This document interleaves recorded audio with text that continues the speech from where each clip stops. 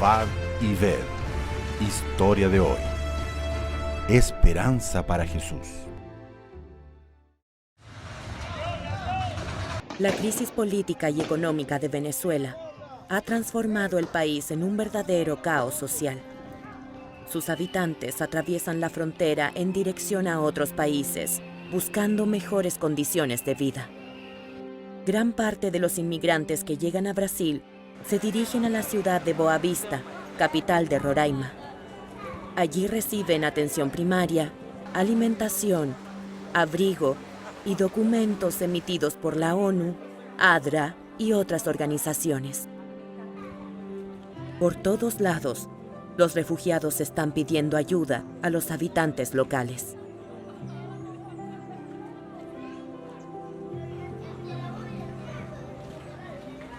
Hola, buenas tardes, amigo.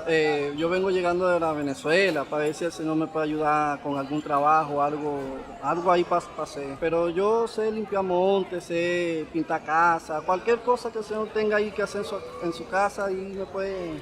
¿Quieres trabajar? Quiero trabajar. Tengo una panadería. Vamos para allá. Y vas a trabajar solo un día conmigo, ¿te parece?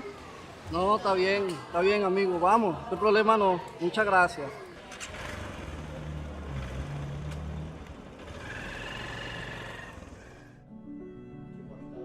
Antes de darle las instrucciones del trabajo, Joao López le pidió a él que le contara un poco de su historia. Él le contó que había dejado su país, buscando un futuro mejor para él y su esposa. Con título de ingeniero mecánico, tenía 3 trabajos, pero lo que ganaba solo le alcanzaba para comer durante 15 días.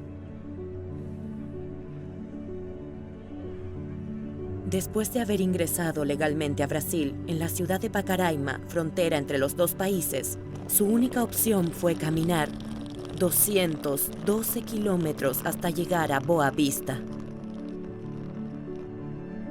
Durante los primeros kilómetros que recorrió a pie, su mente se concentraba en todo lo desconocido que iría a recorrer. Intentar vivir en una tierra extraña, sin hablar el idioma de ese país, convivir con personas con costumbres diferentes, encontrar trabajo y un lugar donde vivir. Sin dinero y sin perspectivas, el venezolano caminaba día y noche, llevando solamente una maleta que se arrastraba por el camino. En los últimos kilómetros, un cartel indicaba que aquella jornada tan desafiante estaba a punto de terminar. Llegando a la capital, recibió las primeras orientaciones, un lugar para dormir y todas las noches participaba de una cena preparada por el equipo del proyecto Alimentando Esperanza, coordinado por la ADRA. Joao López le mostró lo que debería hacer en ese único día de trabajo, pero al final del día notó que el joven era un buen trabajador y decidió darle la oportunidad de trabajar durante 5 días más. Para llegar a la panadería, el venezolano salía del refugio a las 4 de la madrugada y caminaba 14 kilómetros. Además de encargarse del aseo, también aprendió a hacer pan, disfrutando bastante su nueva profesión. Después de trabajar 30 días, Joao le pagó por sus servicios y le entregó las llaves de la panadería, nombrándolo como el nuevo administrador. Además de acompañarlo en esa nueva jornada, Joao López y un equipo de ADRA lo llevaron a conocer la iglesia adventista, donde fue bien recibido por los hermanos, participó de las alabanzas, oró, escuchó el sermón atentamente y aceptó la propuesta del pastor de conocer más sobre la palabra de Dios. La ADRA promueve acciones comunitarias en todo el mundo. En América del Sur, apoya a más de 350,000 inmigrantes y refugiados cada año, recibiéndolos, hospedándolos y alimentándolos con la mejor condición sanitaria, higiene personal y acceso al agua potable. Servicio de protección, apoyo psicológico, nutricional, salud básica, cursos de idiomas y acceso a información de documentos migratorios también son ofrecidos por la ADRA. Para conocer más, acceda a adraamericadosul.org. Y ahora les invito a este momento especial de adoración a través de los diezmos y las ofrendas. Que Dios les bendiga.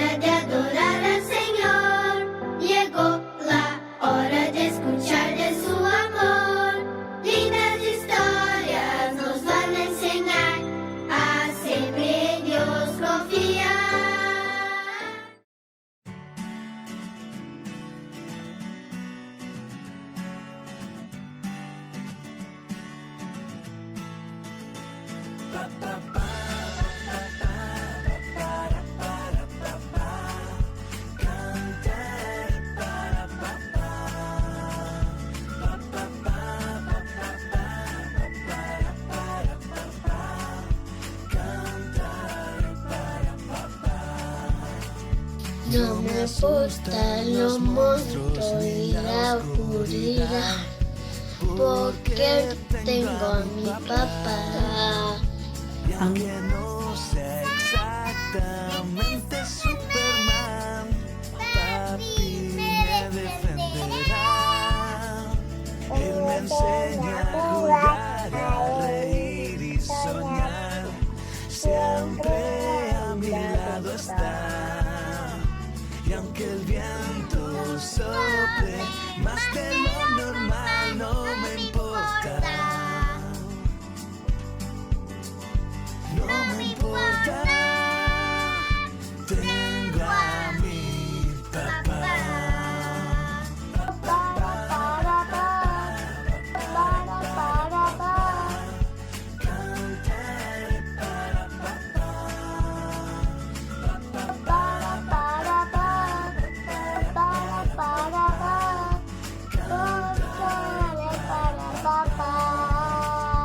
No me asustan los monstruos ni la oscuridad, porque tengo a mi papá. Y aunque no sea exactamente Superman, papi me defenderá. Él me enseña a jugar, a reír y soñar. Siempre a mi lado está. Y aunque el Viento sople más de lo normal, no me importa. no No me importa. Tengo a mi papá.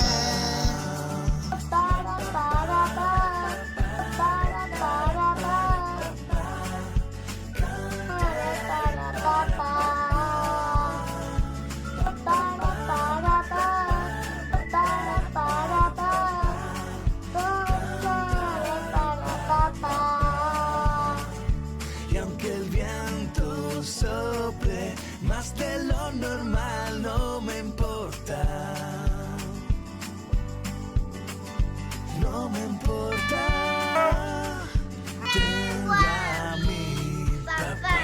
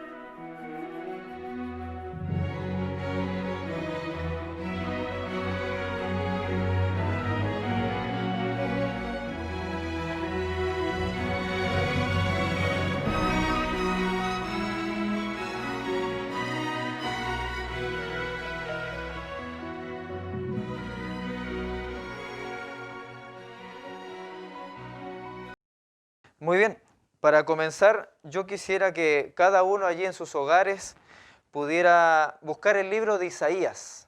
El libro de Isaías trae esperanza, trae muchos mensajes de aliento para el pueblo de Dios, pero yo quiero leer algunos versos que están en el capítulo 55. El capítulo 55 en sí tiene una temática muy especial, muy profunda, de la cual vamos a destacar algunos versos. Y yo quisiera ir al versículo 8 en adelante. Allí en tu casa donde estás tú, puedes buscar estos textos y puedes empezar ya a marcar también, porque sin duda alguna Dios nos habla mediante su palabra. Yo quisiera empezar leyendo el versículo 8 que dice lo siguiente: porque mis pensamientos no son vuestros pensamientos, ni mis caminos vuestros caminos, dice Jehová. Luego el verso 9 dice, pues así como los cielos son más altos que la tierra, así son mis caminos más altos que los vuestros, mis pensamientos más que vuestros pensamientos. Y aquí viene la parte clave del texto. Dice, porque como desciende de los cielos la lluvia y la nieve, y no vuelven allá, sino que riega la tierra y la hace germinar y producir, y da semilla al que siembra y pan al que come. Así será mi palabra, que sale de mi boca, no volverá a mí vacía, sino que realizará lo que me place y cumplirá aquello para que la envié. Aquí Isaías está haciendo una alusión muy profunda, muy interesante a lo que es la palabra de Dios. Nosotros entendemos que la palabra de Dios, tal como se presenta en el Génesis, fue aquella por la cual la creación llegó a su existencia, por la cual el Señor empezó a ordenar cada día de la creación para que de esa manera el ser humano pudiera vivir en este ecosistema, en el mundo. La palabra de Dios tiene poder. Es por ella por la cual los corazones pueden ser transformados. Cualquier corazón duro, por más que lo sea, a partir de la palabra de Dios, cuando se encuentra frente a ella, ese corazón duro puede ser transformado y puede ser emblandecido, puede ser un corazón de carne, ¿cierto?, al cual el Señor le puede hablar. Y aquí el profeta dice, la palabra de Dios no vuelve a él vacía. La palabra de Dios tiene un propósito. La palabra de Dios, cuando es esparcida, cuando es llevada a los demás, tiene su fruto, tiene su resultado. Nunca no lograremos, ¿cierto?, tener algún resultado cuando nos destinamos a predicar el Evangelio. Quizá en este tiempo de crisis nosotros hemos pensado, ¿cómo lo vamos a hacer? Quizá estoy preocupado por algunas necesidades y algunas dificultades que estamos enfrentando. Pero recordemos el texto, buscad primeramente el reino de Dios y su justicia, y todo lo demás vendrá por añadidura. También tenemos que poner énfasis, enfoque en lo que la palabra de Dios puede hacer en este tiempo. Y para que nosotros podamos tener una evidencia más clara y un ejemplo de motivación, yo quiero en esta mañana hablarles acerca de un personaje que se destinó en esparcir la palabra de Dios, en un tiempo en el cual la palabra de Dios no estaba a disposición del pueblo y de la gente, en un tiempo de crisis, en un tiempo de oscuridad. En ese tiempo es donde este personaje tiene que descubrir la palabra de Dios, tiene que descubrir el mensaje bíblico, aceptarlo en su corazón, vivirlo y también predicarlo en un lugar de tinieblas. Este personaje es Martín Lutero. Es un personaje fascinante, sin duda alguna, quizá tú conoces de él, has escuchado, ¿cierto?, o has leído acerca de él. El Espíritu de Profecía nos habla acerca de su vida, pero en esta mañana yo quiero utilizar su ejemplo porque es un personaje que nos motiva a cumplir la misión. Martín Lutero es llamado el campeón de la verdad. Martín Lutero es uno de los reformadores más importantes de la época de la Reforma, porque Martín Lutero va a descubrir un pilar fundamental de la palabra de Dios. Martín Lutero se cría en una familia humilde. Él crece junto a sus padres. Su padre era minero, era una persona muy humilde, muy inteligente también. Y lo que no quería su padre era que Martín Lutero se pudiera convertir en un sacerdote, pues para esa familia lo que era el sacerdocio, ¿cierto?, en la iglesia romana, católica, no era muy bien visto en Alemania. Y ellos no deseaban eso para su hijo, para Martín Lutero. Y cuando Martín Lutero ya llegó a la edad de decidir qué hacer con su vida, él decidió ser un sacerdote. El padre estuvo molesto con él 2 años. Y después ya pasó el enojo, ¿cierto? Se arreglaron las relaciones, pero aún así estaba en descontento, no estaba de acuerdo con la decisión de su hijo. Este padre nunca pensó lo que Martín Lutero iba a llegar a hacer y cómo él iba de alguna manera marcar la historia a través de su ejemplo, a través del cumplimiento de la misión que este solo hombre iba a realizar en toda Europa. Es por eso que en el contexto que vivía Lutero, en el siglo XVI, era muy difícil poder acercarse a la palabra de Dios. Ya habían pasado más de 1000 años, donde el poder papal había dominado casi toda Europa, donde el poder papal había restringido la lectura de la Biblia al pueblo, y al mismo tiempo ellos eran los que otorgaban el perdón de los pecados a las personas vendiendo indulgencias. En ese contexto, en un contexto de oscuridad, donde la palabra de Dios no tenía lugar, en un contexto en que el enemigo estaba dominando todo, es donde Dios va a levantar a este hombre. Martín Lutero empieza sus preparativos para ser sacerdote, sus estudios, y si había algo en Martín Lutero que es digno de destacar, era que Martín Lutero era un hombre muy consagrado, era un hombre dado a la oración. En este tiempo de crisis, en este tiempo que estamos teniendo quizá incertidumbre, luchas, ¿estás tú acudiendo a la oración? ¿Estás utilizando tú la oración como un fundamento para tu vida espiritual? Yo creo que cada uno de nosotros en estos momentos difíciles estamos buscando al Señor en oración. Así lo hacía Martín Lutero. Él decía lo siguiente: la mejor mitad del estudio es la oración. Incluso él decía, cuanto más tengas que hacer en el día, mientras más responsabilidades tú tengas, más tienes que orar. Era un hombre que le gustaba pasar tiempo con Dios, era un hombre que le gustaba estar en oración, pero había algo que faltaba en su vida, había algo que le faltaba a su corazón para que fuera llenado. Y este era la palabra de Dios. Pero Dios iba a llenar ese corazón, Dios iba a llenar esta vida con su palabra. Y es por eso que en cierta oportunidad Martín Lutero, estudiando en la universidad, se encuentra con una Biblia. Él había escuchado acerca de la Biblia. Él había escuchado algunos relatos de las epístolas, de los evangelios, cuando los sacerdotes presentaban algunos sermones en la iglesia. Pero él ni siquiera podía comprender y no entendía que la Biblia era un libro completo, lleno de otros libros, y que era un libro que sin duda alguna tiene una gran bendición para cada persona que lo puede leer. Entonces Martín Lutero pensó lo siguiente y dijo: ¿podré yo tener algún día un libro como este? ¿Podré tener un día yo la Biblia para mí, para yo estudiarla y leerla? Dios iba a cumplir ese deseo. Dios iba a cumplir eso en la vida de Lutero. Entonces, la historia relata que hubo un momento puntual en su vida que lo marcó. Y fue cuando Lutero viaja desde Alemania a Roma. Nosotros sabemos muy bien que la Roma era la capital, ¿cierto?, del poder papal, tal como lo es en este tiempo, y en ese tiempo con mayor demasía también. Y cuando Lutero, siendo muy joven, casi 21 años, él viaja a Roma, él se encuentra con otra iglesia que él no había podido conocer. En Alemania quizá él vio una iglesia más humilde, él vio grupos de franciscanos, de gente de la iglesia que eran frailes, que eran más dados a los votos de pobreza. Pero cuando él iba a llegar a Roma, él iba a encontrarse con una iglesia que vivía en palacios, con sacerdotes que vivían en mansiones, con sacerdotes que vestían con ropa muy costosa y de lujo.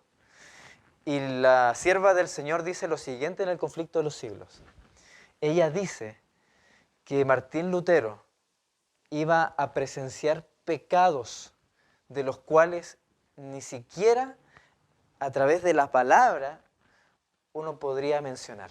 Eran pecados tan terribles que es mejor no mencionarlos ni comentarlos. Y cuando Lutero se encuentra con ese escenario, él queda pasmado. Y él dice, no, acá hay un error. Esta no puede ser la iglesia del Señor. Esta no puede ser la iglesia en donde Dios derrama su amor y su bendición. Dicho de paso, Lutero había pasado toda su vida creyendo en un Dios arbitrario, en un Dios tirano. Él en muchas oportunidades se castigaba corporalmente. Él pensaba que Dios siempre estaba al acecho cuando él se equivocaba. Pero él en la palabra de Dios iba a encontrar un mensaje, el cual iba a cambiar la perspectiva de su vida y que al mismo tiempo lo iba a preparar a él para ser un misionero, para ser alguien que predicara el mensaje y que de alguna manera Dios lo utilizara poderosamente. Yo te pregunto a ti en esta mañana, ¿a ti te gustaría ser usado por Dios o no? Yo creo que sí, en este tiempo. ¿Quién no le gustaría ser usado por Dios? Estamos en un tiempo solemne, en un tiempo especial en donde Dios quiere usar a su iglesia con mayor fuerza, con mayor poder. Quiera Dios que tú y yo podamos ser parte de esa iglesia gloriosa que pueda proclamar, ¿cierto?, el mensaje en este tiempo final. Entonces, cuando Lutero ya tiene más acceso a la Biblia, él vuelve a Alemania y sigue sus estudios, él se convierte en un doctor en teología en la Universidad de Wittenberg, él va a tener ya más autoridad y va a tener también más libertad para leer la Biblia. Algunos lo llamaron el heraldo de las Escrituras. Él va a encontrar un mensaje muy conocido y este es el mensaje que va a marcar su ministerio y que de alguna manera va a marcar un hito en la historia. Yo te quiero invitar allí donde estás tú a que puedas buscar Romanos. El libro de Romanos, el capítulo 1, nos entrega un mensaje muy importante. Y este va a ser el versículo, ¿cierto?, de batalla de Lutero. Quizá para ti también lo es, si es que en alguna oportunidad lo has leído, le has encontrado el significado que tiene. Y en el capítulo 1 de Romanos, en el versículo 17, el mensaje dice así: porque en el Evangelio la justicia de Dios se revela por fe y para fe. Y luego dice, y como está escrito, y esta es la frase insignia, ¿cierto? Mas el justo por la fe vivirá. Cuando Pablo está citando este texto, él cita de un profeta del Antiguo Testamento que está presentando este mismo mensaje. En el Antiguo Testamento también dice, el justo por la fe vivirá. Y lo interesante es que el profeta en el Antiguo Testamento está presentando esta frase en un contexto de crisis, en un contexto de dificultades para el pueblo, en un momento donde había hambre, donde había lucha, donde había guerra, donde había flaqueza espiritual, es donde el profeta va a anunciar, el justo por la fe vivirá. Y Pablo lo replica para su ministerio y también para los romanos. Pero también Martín Lutero va a replicar este mismo texto, porque a partir de este versículo, Lutero va a descubrir en la palabra de Dios que la salvación es por gracia, que la salvación es por fe, que a través de la justicia de Cristo, a través de la justificación por la fe, nosotros podemos ser aceptados ante el Padre, nuestra vida puede ser transformada y nosotros podemos ser habilitados también para predicar el mensaje y la palabra de Dios. Este versículo cambió la vida de Lutero. Entonces, en este contexto, cuando Lutero está en Alemania, aparece un hombre llamado Tetzel, y este hombre llega a Alemania representando al poder de la iglesia romana, y llega a Alemania simplemente para vender indulgencias, para otorgar el perdón de los pecados a todas las personas. Imagínense qué engaño. Y la gente acudía a él, la gente iba a pagar sus indulgencias para quedar a cuentas con Dios. ¿Y qué iba a ocurrir? Lo interesante es que estas indulgencias te concedían el perdón de los pecados pasados, los presentes y los que ibas a cometer tú en el futuro. Y lo interesante también era que ni siquiera necesitabas arrepentimiento para poder ganártelo, sino que simplemente necesitabas pagar la indulgencia. Y cuando Martín Lutero ve esta escena, él va a generar un cambio radical. Porque llegaron algunos hombres que habían comprado sus indulgencias y después ellos fueron donde Lutero, ya que Lutero era sacerdote, ellos llegaron donde Lutero para poder confesarse. Y cuando ellos llegan a confesarse, Martín Lutero les dice, no, ustedes no tienen que confesarme nada a mí, ustedes tienen que confesarse ante Dios. A Él tienen que confesarle los pecados, Él los puede perdonar. Ustedes no tienen que pagar indulgencias. Vean la Biblia, descubran en la palabra de Dios la justicia de Cristo, su sacrificio, la gracia, la fe. Y cuando estos hombres escucharon ese mensaje, se fueron de allí. Y todo esto llegó a oídos de este hombre que vendía las indulgencias. Y allí empieza el quiebre. Ahí empieza la lucha de Lutero. La iglesia romana quería silenciar a este hombre. Imagínense el contexto. Un solo hombre contra toda la iglesia romana en toda Europa. Hoy en día nosotros no vivimos esa situación. Hoy en día tenemos una iglesia, ¿cierto?, mundial, una iglesia local, una iglesia en nuestro país, ¿cierto?, y sentimos el apoyo, la hermandad, y de alguna manera nos apoyamos mutuamente para predicar el evangelio, ¿cierto?, para animarnos en nuestra vida espiritual. Pero en ese tiempo Lutero estaba solo.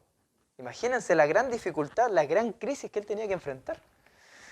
Entonces Lutero empieza a predicar sus mensajes hasta que en cierto momento los romanos empezaron con mayor fuerza a llevarle la contra, y es en ese escenario donde Lutero va a marcar su primer hito. Y él iba a redactar, como nosotros sabemos a través de la historia, las 95 tesis.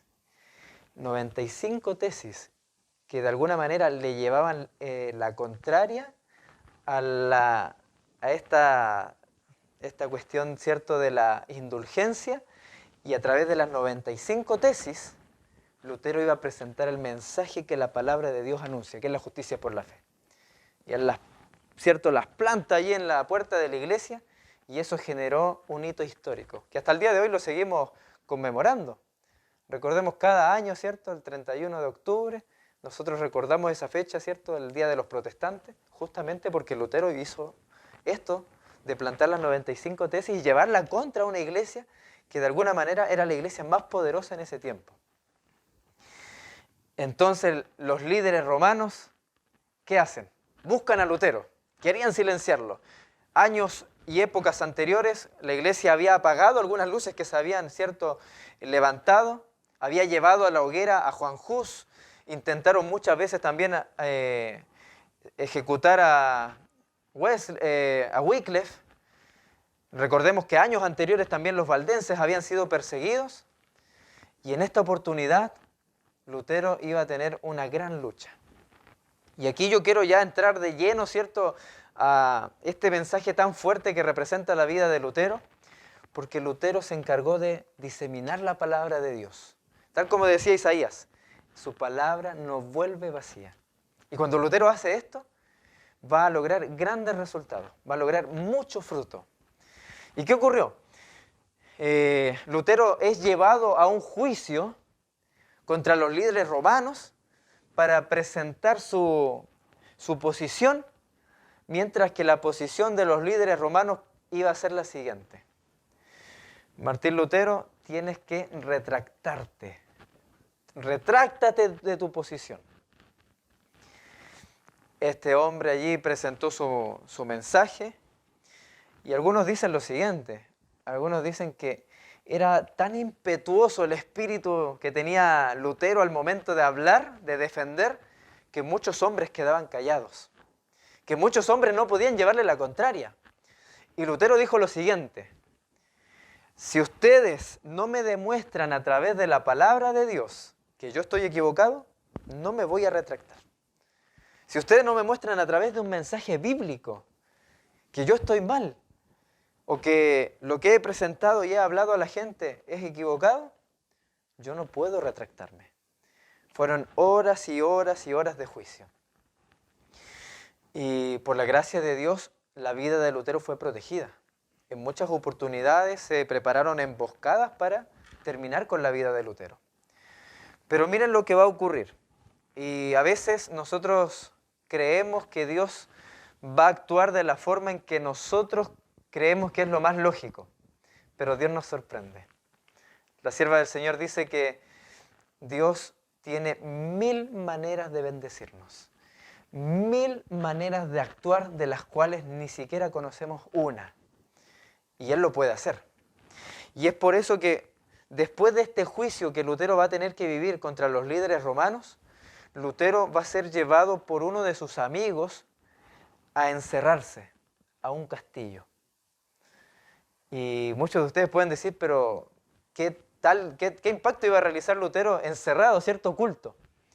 Primero, para los líderes romanos eso significó una victoria hipotética, aparente, porque ellos creían que habían silenciado a Lutero. Ellos creían que habían apagado esa luz. Ellos creían que le habían vencido. Martín Lutero entró, por así decirlo, en el contexto nuestro, a una cuarentena. Quizá un poco más de un año estuvo Lutero allí encerrado, pero lo que los líderes romanos no iban a comprender iba a ser cómo Lutero, encerrado en un castillo, desaparecido, como que lo tragó la tierra, iba a causar tanto impacto con su mensaje. ¿Cómo iba a ocurrir esto? ¿Cómo, no estando este hombre presente, la gente se iba a convertir más al mensaje bíblico? ¿Cómo iba a captar más seguidores no estando presente? Pero Dios nos sorprende. Dios obra de manera milagrosa. Dios cuida su palabra. Y Dios guía siempre su palabra, su mensaje, para que pueda haber fruto, para que pueda haber resultado para vida eterna. Entonces, en ese contexto, Lutero tuvo ciertas oportunidades que antes no había tenido. Primero, Lutero tuvo más tiempo para pasar en la presencia de Dios. Tú estás aprovechando esta cuarentena, estos tiempos en los cuales estamos más tiempo en casa, para estar más en la presencia de Dios. ¿Te diste cuenta a través de esta crisis que estamos viviendo que lo más importante y la prioridad de tu vida tiene que ser estar en la presencia de Dios? Bueno, Lutero lo comprendió quizá en este hecho. Segundo, Lutero tuvo tiempo para poder empezar a escribir un poco más, para escribir sus tratados, para escribir sus temas teológicos, sus posturas del mensaje de la justificación por la fe, y empezó a generar más material.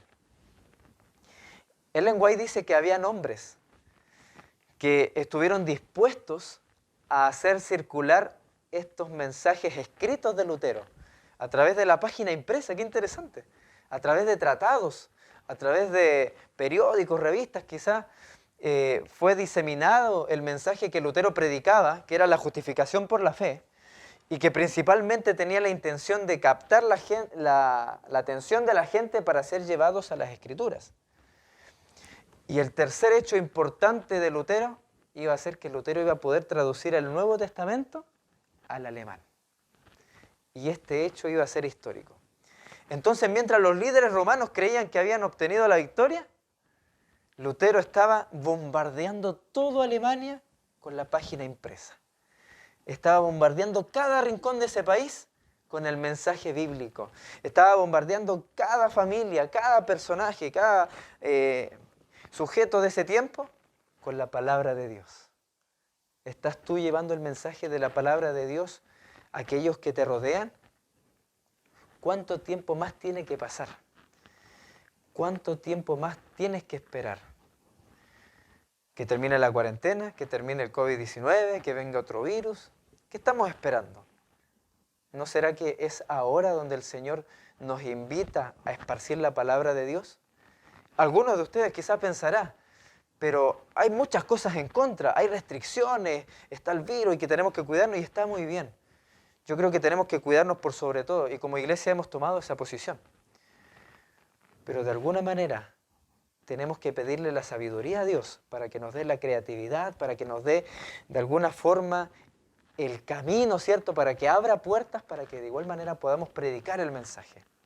Imagínense, Lutero estando bajo persecución, nosotros todavía no estamos bajo persecución.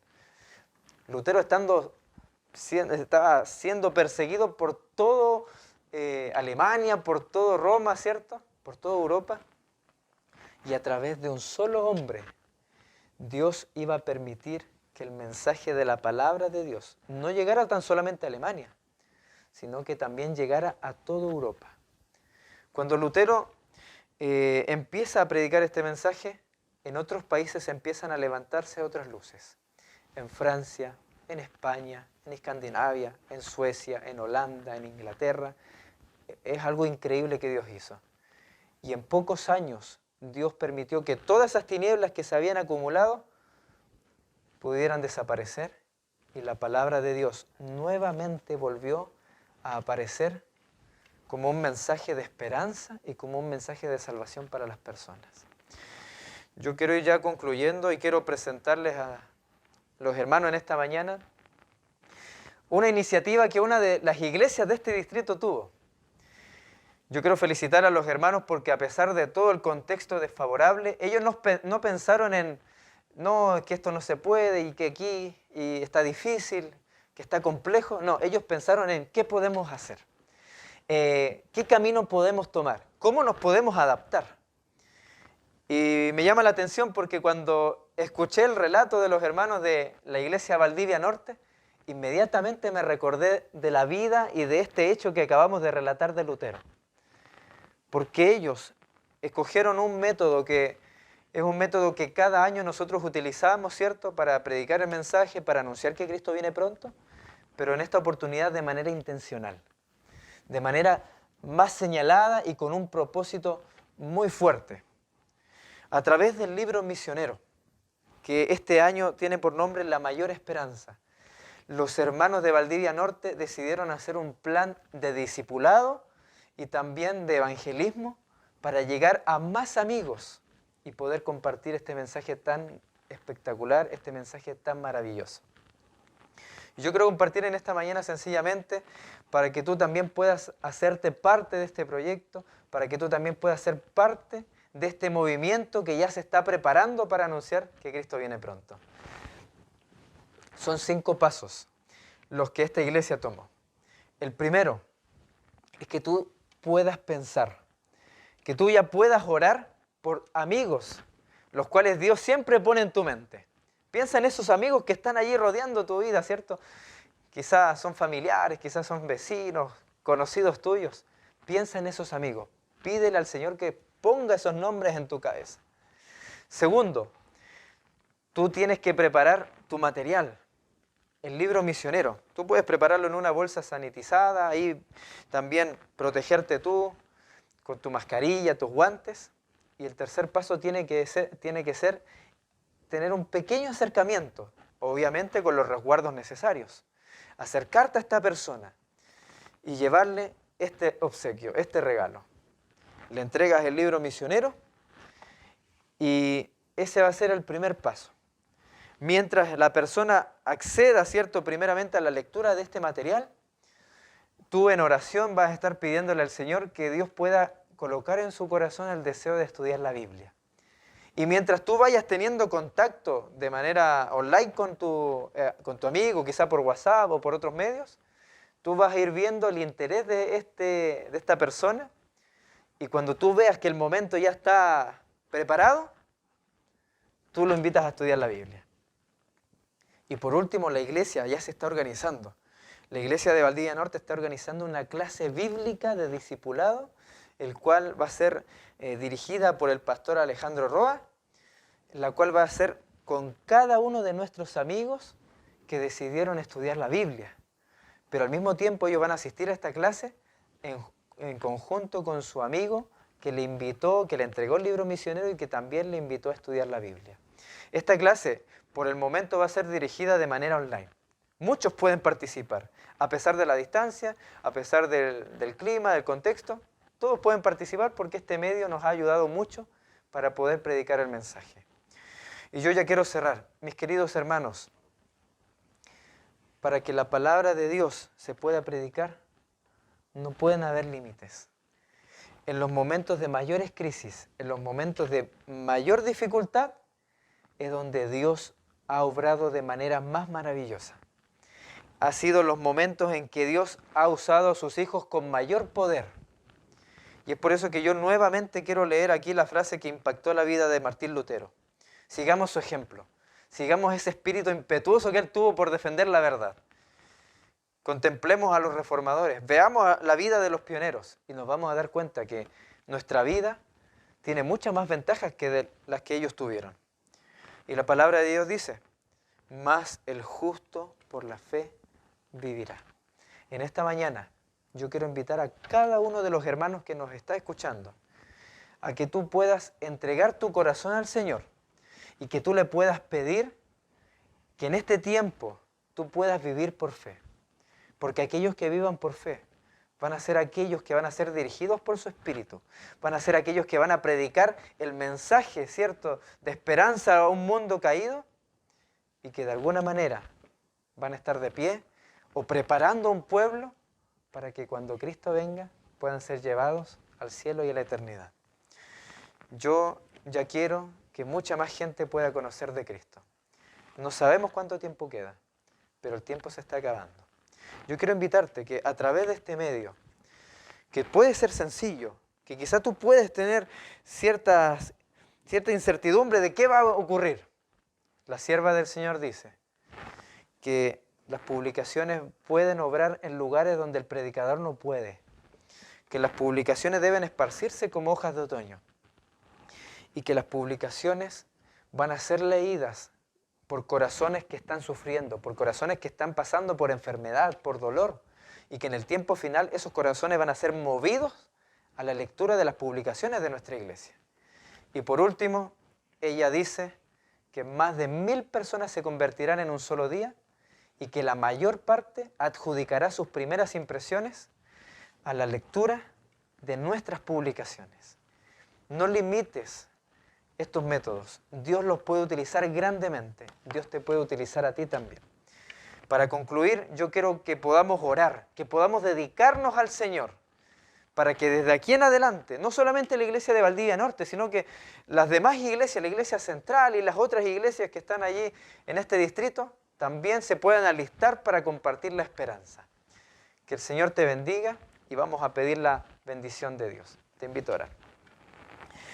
Santísimo Padre, queremos en esta hora dedicarnos a ti. Gracias, Señor, porque tu palabra dice que nosotros debemos esparcir este mensaje, que nosotros debemos llevarlo a cada lugar y que tu palabra nos vuelve a ti vacía. Gracias, Señor, por esa esperanza. Gracias, Señor, porque nuestros esfuerzos no son en vano, porque llevarán su fruto. Gracias, Señor, porque tú nos das la oportunidad de ser tus siervos y de ser parte de tu obra. En esta hora, Señor, queremos dedicar de manera muy especial esta iniciativa que la Iglesia de Valdivia Norte ha tomado de llevar el mensaje a través de las publicaciones, a través de un encuentro cercano con sus amigos, pero que también sea un ejemplo, que sea un testimonio poderoso para otros hermanos, para otras iglesias que quieran también compartir la esperanza en este tiempo difícil de crisis que estamos viviendo.